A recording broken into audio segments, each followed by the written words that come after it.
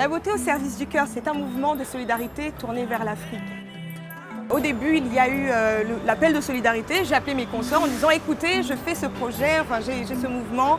Est-ce que ça vous intéresserait de venir avec moi ?» Parce qu'elles ont aussi autant de produits que moi dans leur carton.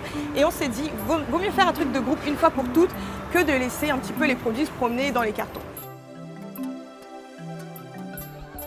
De 5 autres blogueuses qui se sont lancées dans le mouvement avec moi, c'est-à-dire Carline, que je remercie, Vanessa, Julie, Soline, Amizi, qui ont vraiment pris part au projet. Et c'est pas évident de penser que toutes les blogueuses vont donner comme ça. Il y en a vraiment beaucoup qui ont refusé parce que sous prétexte qu'elles avaient les produits gratuits, elles ne pouvaient pas se permettre de les revendre. Donc elles préféraient les laisser périmer.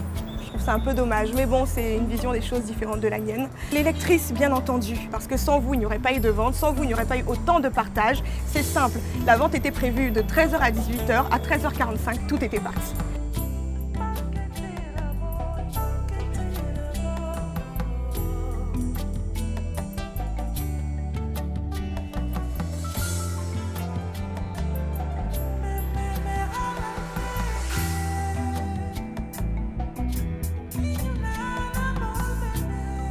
On a tendance à stigmatiser les blogueuses, la blogosphère beauté du moins, et on oublie en fait que quelque part on a ce devoir, enfin moi j'estime qu'on a une mission qui n'est pas forcément physique, mais on a une mission de partager les valeurs de la vie qui ne sont pas forcément ce qu'on voit, mais ce qu'on donne.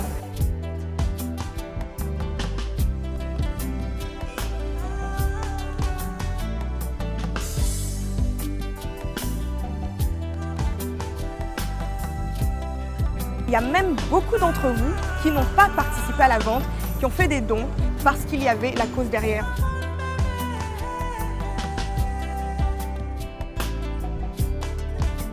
IDAV, c'est un centre qui accueille des enfants déficients auditives qui sont soit profonds, soit qui ont des problèmes langagiers, que nous essayons par les moyens mis à notre disposition de les rendre autonomes.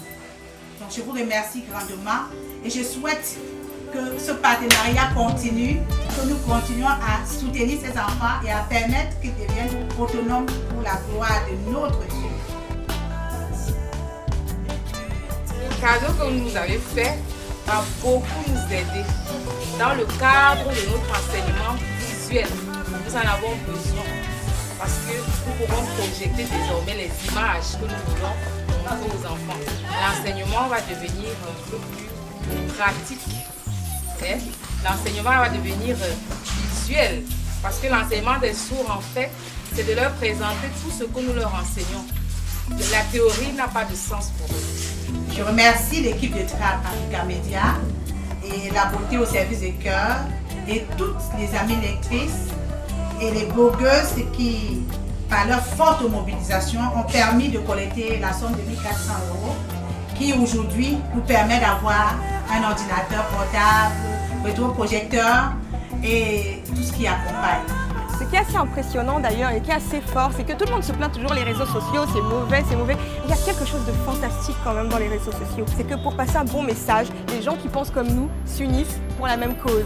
Moi j'ai trouvé ça vraiment très fort parce que le mouvement commence à Paris avec un petit message comme ça sur internet.